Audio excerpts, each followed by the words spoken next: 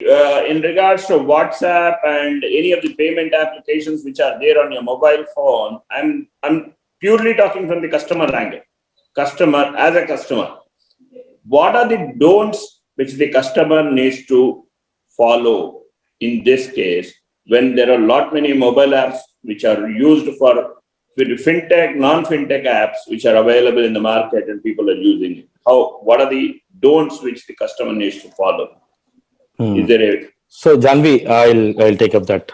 See, when it comes to mobile apps, the first thing that let me be free to answer from a do's and don'ts, right? So maybe if we talk about the do's, we come to know what are the don'ts, right? One of the biggest flaws that I've seen in the logic of people following the practices of installing mobile apps is they will go ahead and install massive number of apps. First of all, why do we need so many apps, right?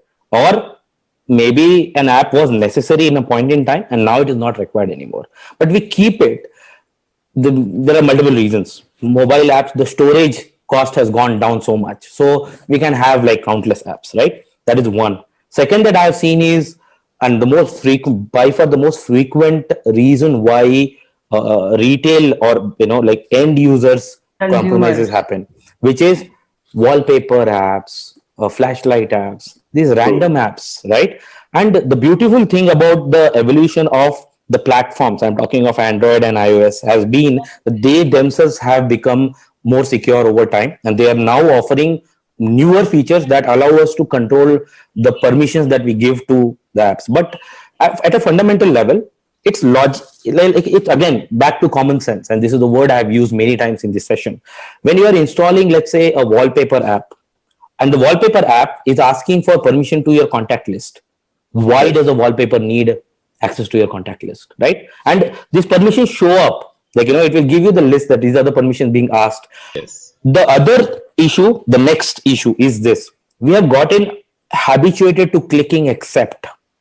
We need to change that and say deny. No, I do not. But that's I wouldn't blame it on an end user, because see, the way it's designed is to want you to click, the where you will click, that is where the okay or the accept is. So how the way the not entirely true. It used to be true until recent times, but now laws, EU GDPR, India, even the Indian Data Protection Bill clearly says that you should not design an application or the interface in such a manner. In fact, there is a new term that is coming up, what is called as dark patterns. Dark patterns are exactly the thing that Janvi pointed out, that the interface is designed in such a manner that it actually coerces you to take action which is against your interests. Yeah, I mean, right? It is inducing you. So the law is changing. The law itself is saying, yes. So the law itself is saying that no more dark patterns, right? So these kind of things are expected to go away, but that cannot, these laws and regulations cannot overcome human behaviors, common sense. Why does a flashlight app, for example, need access to your contact list? It happens, in my phone, it happens. The calculator and the calculator will ask me permission for my contact list. What has the calculator got to do with it?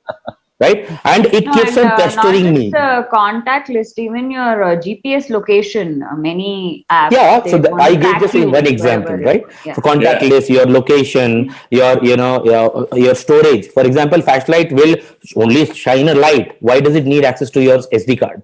Simple reason is because they are going to read it and then transfer that data.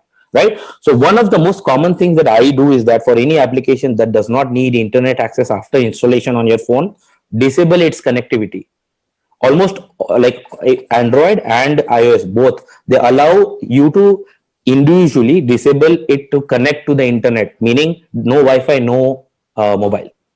Effectively speaking, even if there is something malicious in it, it will not be able to communicate out, right? So this is one thing, like again, a common sense thing. First of all, habituate yourself to start to click no, I'm not going to permit it. Like, and trust me, 95% of the time, the application will work just as it was designed. We have this fear that if we say no, it will not work. It will work. Try it out. And see, if it does not work, it will keep on pestering you, then go ahead and accept it. So that is one. Second, uninstall an app. Why do you, regularly, maybe once a month, once every 2 months, just go and check what are the apps that you have used 100 days back and just go ahead and delete them. Nowadays, in fact, if most app, like the Android, mobiles are having that app. Yes, they have that feature inbuilt. You do not even need to install something externally. They will tell you that, So, like, I do not understand, like, why people do not just use common sense. It is unfortunate because I think at the end of it, they pay the price. I have to add that, I mean, they pay the price. So that's also because I think people are a little lazy. Everything has to be at the snap of a finger and you want everything to move very fast. So it's okay. Go a little slow when you have a new app or you're checking your phone and apps and its permissions. Spend a few minutes. Of course, it's going to take a few minutes, but your few minutes today is going to save a lot of. Phones are getting hacked nowadays, right? Like a lot.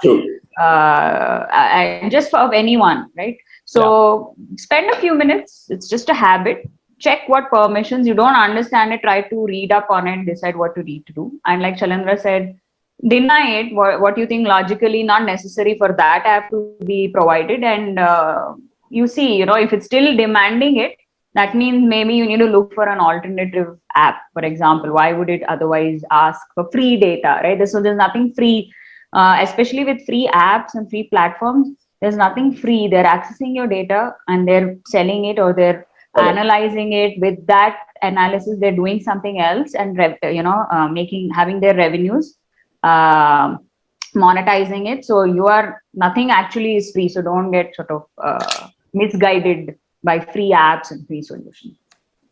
It's also because of the illiteracy of the users. Illiteracy in the sense, I'm not saying they don't know the ABCDs of it, but only the people are not, because they are not understanding the importance of IT, and they just, because they can buy and afford a phone, they just buy it. That's also there, yes. Yeah, that is the illiteracy which I'm talking about.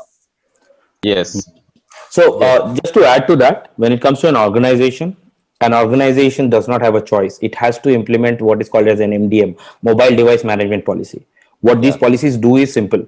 They will segregate your employees' data into a sandbox environment within the devices. And now every company allows employee devices to be connecting to their network, right? There's no choice anymore. It has to be done. So MDM must be implemented. As a B2B organization, there is no option here. Implement the MDM. It will trouble your people because there will be restrictions set to the data that is belonging to the organization, not to the rest of the device, right? And these MDMs available both for Android and iOS are extremely well designed and they kind of work well. So please implement an MDM.